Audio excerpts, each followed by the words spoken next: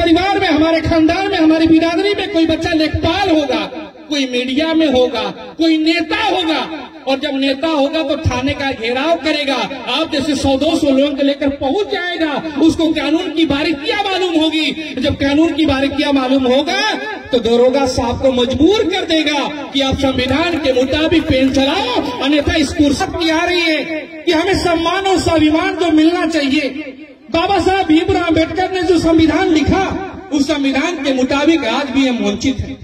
हमें सोचना पड़ रहा है कि सिद्धार्थ नगर नाम तो गौतम बुद्ध के ऊपर पड़ गया, लेकिन सिद्धार्थ नगर में आज भी जिस प्रकार से एक जाति विशेष के लोग विधायक बनते हैं, एक जाति विशेष के लोग सांसद बनते हैं, और एक जाति विशेष के लोग जब उच्च पदों पे चले जाते हैं, तो हमारी गिनती क्या है? सवाल इसका है कि ये जितनी अति पिछड़ी जातियां हैं, जिसमें हम भी हैं, ये अति पिछड़ी जातियां अगर सामाजिक न्याय के पायदान पर अगर हम देखें तो आप बताइए, अगर आपके घर में अभी कुछ व्यवस्था हो जाए, कोई अकारण रूप से कोई घटना घट जाए, तो हमारी पुलिस चौकी पे और थाने पे सुनने वाला कोई नहीं है, हमारे पक्ष में कोई बात करने वाला नहीं है। जो थानेदार बैठे हैं, जो दरोगा जी बैठे हैं, वो भी जाति विशेष के हीन भावना से ग्रसित हैं, और जाति के आधार पे हमारा शोषण होता है, हमारे खिलाफ रिपोर्ट लिखी जाती है, लेकिन हमारी आवाज उठाएगा कौन? लखनऊ से लेकर गांव सभा तक हमारी नुमाइंदगी और हमारा वहां पे पदाधिकारी नगर मात्र हैं। तो सवाल मेरे माताओं, बहनों, मेरे भाइयों इसका है कि आजादी के 75 साल 77 साल बीतने के बाद भी हम किस पायदान पे हैं और हम कैसे आगे बढ़ेंगे? क्या जिस प्रकार से हम लोगों ने या हमारे पूर्वजों ने सामंतवादियों का दर्द सहा है, सामंती लोगों की उलाहना सुनी है, उनके दास बनकर रहे, क्या हम चाहते हैं कि हमारे बच्चे भी, हमारे पोते भी उसी प्रकार से जीवन यापन करें, या उनकी जीवन दशा बदलना चाहते हैं? और जीवन दशा बदलना चाहते हैं तो मात्र दो ही विकल्प है हमारे पास।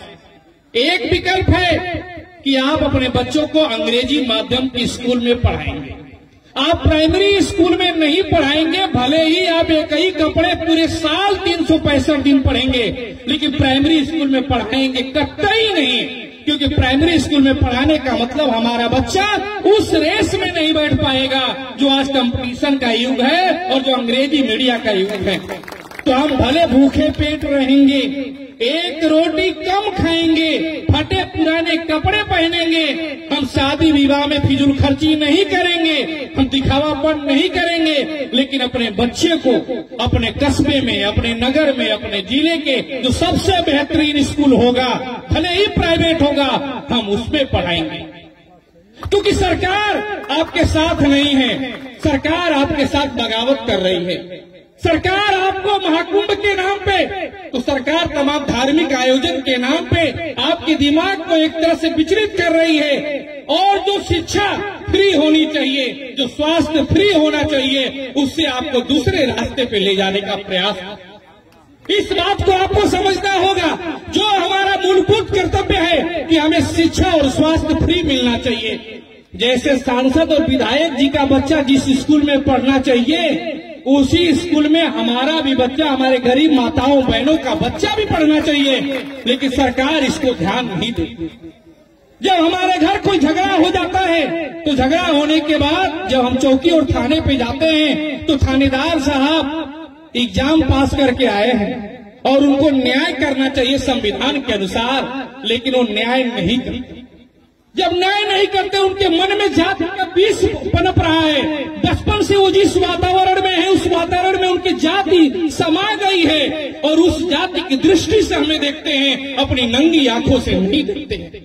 और दूसरी तरफ आज के दौर में जो विलासिता हो गया है, हमारे घर में अच्छे पर्दे हो जाए, अच्छे सोफा हो जाए, और सरकारी नौकरी वाले लोग उसी विलासिता के जीवन में जो घुसखोरी बढ़ गई, उस घुसखोरी के दम पे हम गरीब आदमी के साथ न्याय कौन करेगा?